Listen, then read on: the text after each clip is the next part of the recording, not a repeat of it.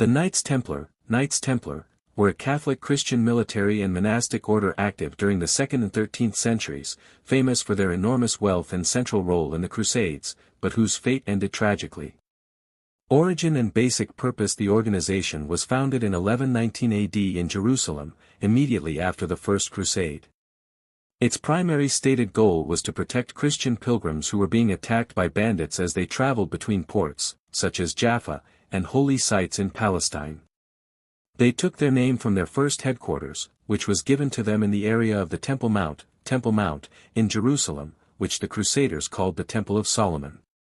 Nature and organization: the organization combined the characteristics of a monk and a warrior, a monastic vow. They adhered to the vow of poverty, chastity, and obedience, and their lives were harsh and disciplined. Distinctive appearance: they wore a white robe with a large red cross on the chest or shoulder. Hierarchical structure: they were led by a supreme leader, grandmaster, and most members were not fighting knights, but civilians who managed the organization's logistical and economic affairs. Sources of power and wealth: they were not really poor. Despite their vows of poverty, the organization became one of the richest entities in Europe through 1. Massive donations. Land and money from the kings, nobility, and commoners of Europe poured in to support them. 2. Papal privileges. In 1139, Pope Innocent II granted them almost complete independence, exemption from taxes, loyalty only to the Pope, and freedom to cross borders.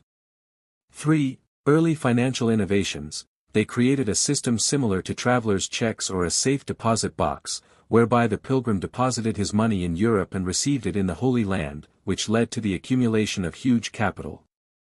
The tragic end: persecution and dissolution. After the Crusaders lost the Holy Land and the decline in popular support, they turned to scapegoats. Debts and ambitions: King Philip IV of France owed them huge sums of money and coveted their wealth. Arrest and torture: on October 13, 1307, hundreds of knights were arrested in France on trumped-up charges such as heresy, and their confessions were extracted under torture. Execution and dissolution: many were burned at the stake, most notably the last commander-in-chief, Jacques de Molay. Under pressure from the French king, Pope Clement V issued a decree officially dissolving the organization on March 22, 1312. Myths and heritage: their mysterious end and enormous wealth gave birth to many legends that are still alive in popular culture, such as guardianship of the Holy Grail or the Shroud of Turin. Possessing a huge treasure that has not been found.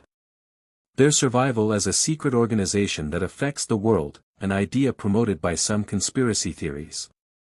In short, the Knights Templar were a unique military, financial and political force of the Middle Ages, combining religious sanctity, military action and economic prowess, and ended by a struggle for power and money, turning them into an enduring legend. If you are interested in more specific details, such as the financial innovations they developed or key battles they fought, I can provide you with more information.